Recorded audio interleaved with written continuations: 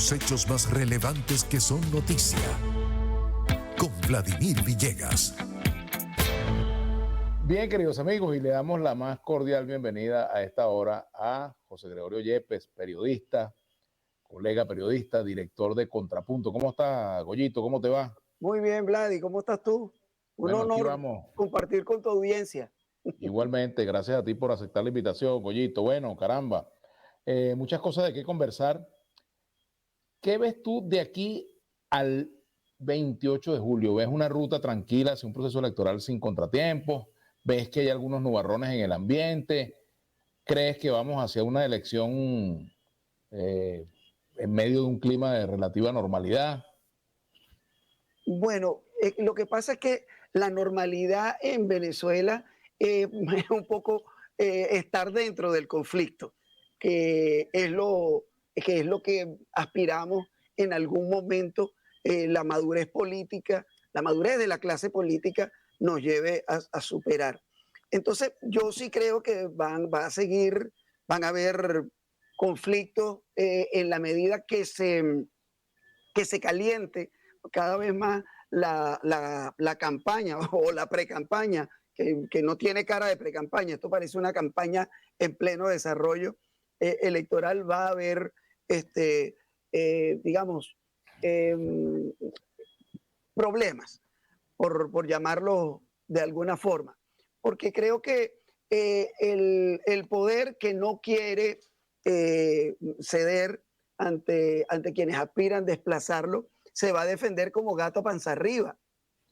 Y no podemos esperar menos, ¿no? Porque si además lo que le ofrecen del otro lado es una braga naranja y pagar las culpas sin una negociación seria, lo que va a hacer es enconar más su estrategia confrontacional, que además históricamente le ha dado resultados. Entonces, ¿por qué no habría de darle resultados en este momento? Y allí vemos uno de los ejemplos más claros, la reacción frente a la observación internacional de la Unión Europea va un poco en ese sentido. Entonces, creo que todavía hay nubarrones de aquí al 28 de julio, que ojalá las estrategias de la gente más pensante de la política de ambos lados de la polarización pueda superar. Pero fíjate, tú dices, Goyito, que al gobierno le ha dado resultados la estrategia confrontacional. Sin embargo, este es un país agotado de la confrontación, al menos eso es lo que se señala, lo que dicen las encuestas, lo que se escucha en la calle. La gente está cansada de la confrontación. Sin embargo, bueno, cree en el voto, ¿verdad? Por eso es que hay apoyo a la ruta electoral y no a otro tipo de iniciativas. Sin embargo, fíjate, desde el gobierno comienzan a aparecer ahora versiones de supuestos planes que tiene la oposición para el día de las elecciones. Sacaron a flote una comunicación que habría dirigido María Corina Machado hace varios años al primer ministro de Israel, Benjamín Netanyahu, pidiendo pues que se aplicara la fórmula esa que hay en Naciones Unidas y en distintos de la llamada rescate para un gobierno o un país en situación de conflicto, de guerra, etcétera, ¿no? Es decir, que el gobierno está apelando a armas que quizás en el pasado le dieron resultados, pero ¿cuál es la garantía de que ahora eso le resulte, no? Claro, lo que pasa, Vladimir, es que probablemente el gobierno razone como en el béisbol. Si el line no te está funcionando y tú has ganado siempre, entonces no tienes por qué cambiar la estrategia, a menos que ahora, bueno, sea el primer momento en que le falle. Porque si bien es cierto que la gente está cansada de la polarización, cosa que yo comparto, la gente está cansada del conflicto. Si el gobierno eleva el conflicto, puede terminar inhibiendo la participación de la gente. Y una de las tareas que tiene el gobierno, pues, es por un lado tratar de cohesionar a los suyos bajo la amenaza del enemigo externo, dividir al adversario y inhibir a una parte de la población a participar. Y en ese inhibir a una parte de la población hay un factor que creo que es muy importante, que es, digamos, el chavismo descontento. Y más que el chavismo descontento, digamos, es ese gran porcentaje de la población que en algún momento votó por Chávez, ¿no? Y que en este momento probablemente se encuentra entrampado, que está descontento con el gobierno, con la administración Maduro, pero que le cuesta mucho dar el salto a votar por una opción que se venda como la antítesis de por lo que él votó antes.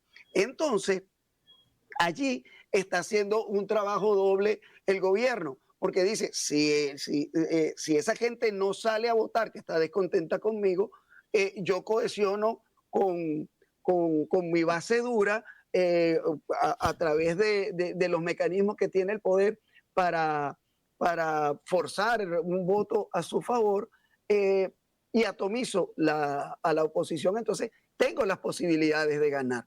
Esa es, digamos, la receta que se está jugando, porque probablemente Vladimir no tenga otra, porque vender la negociación como el camino para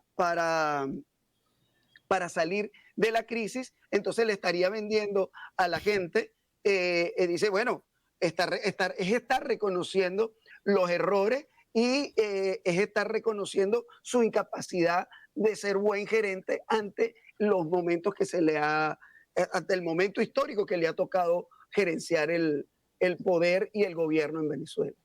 Fíjate, José Gregorio Yepes, periodista, director del portal Contrapunto. A propósito de eso, la iniciativa que propuso el presidente Petro junto al presidente Lula de Brasil se estrelló prácticamente, ha quedado paralizada porque el gobierno de Maduro finalmente no la aceptó. Y una de los coletazos quizás de esa no aceptación es la decisión de Colombia de no enviar observadores a las elecciones venezolanas.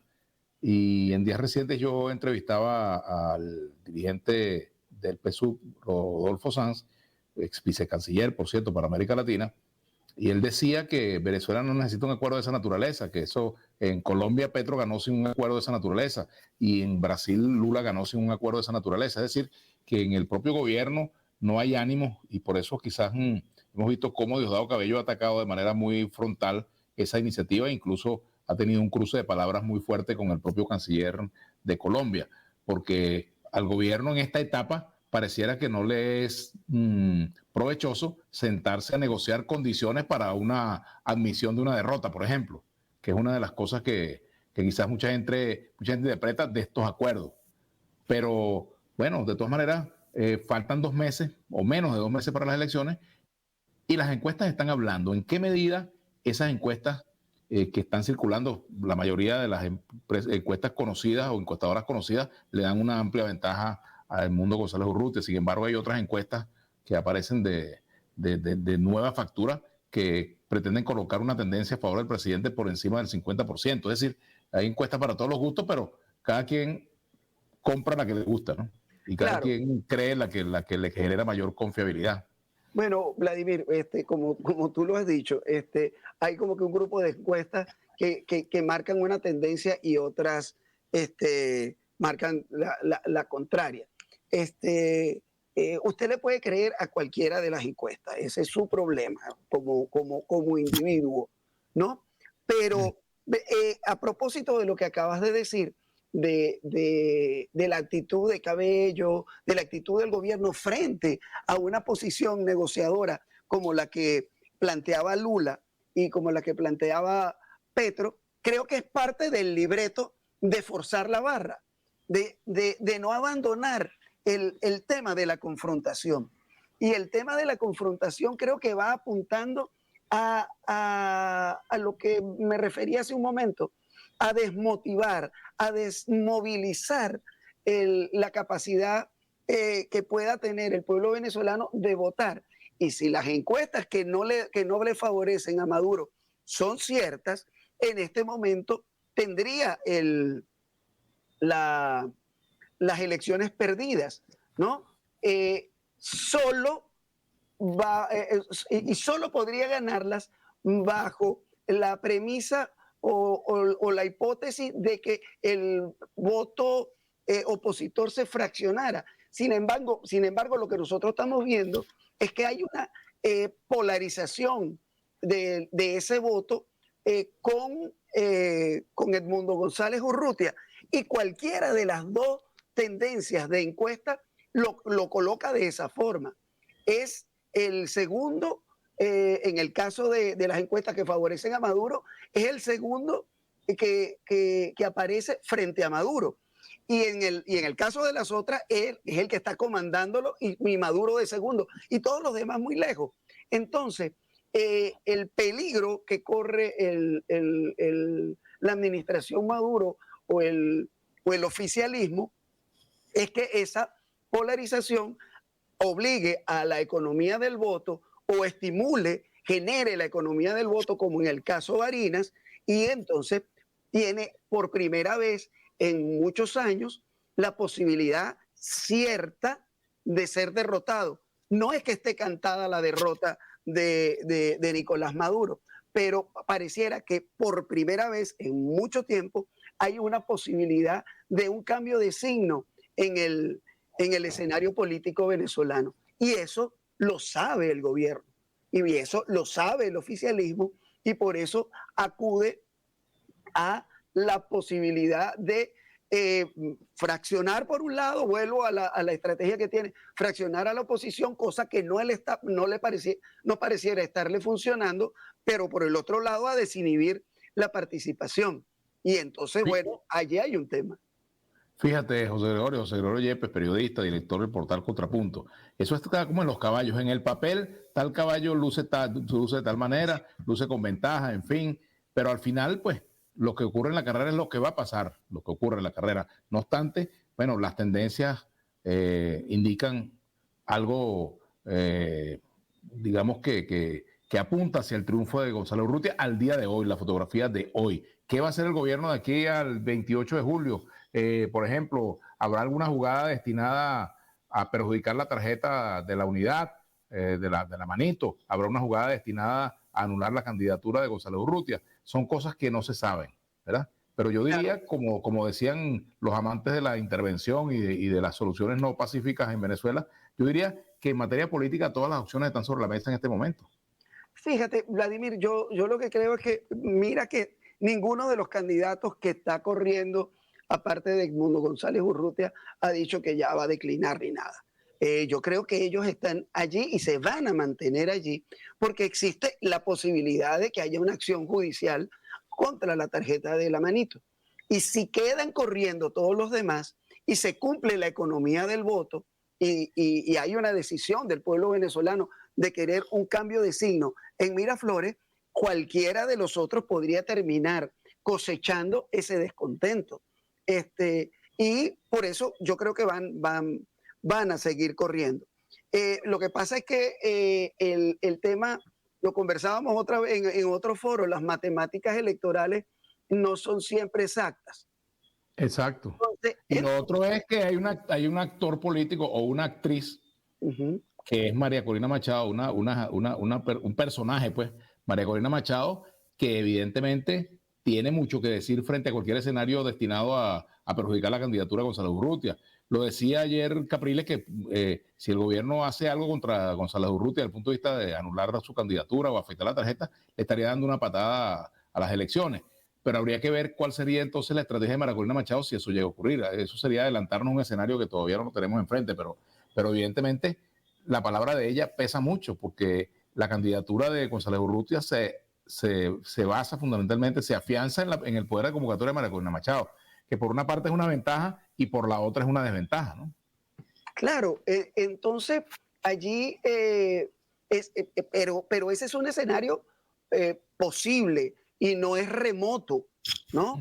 Porque además el gobierno mide si tengo que perder, o sea, ante la posibilidad de la derrota, yo me voy a jugar cualquier carta que la evite.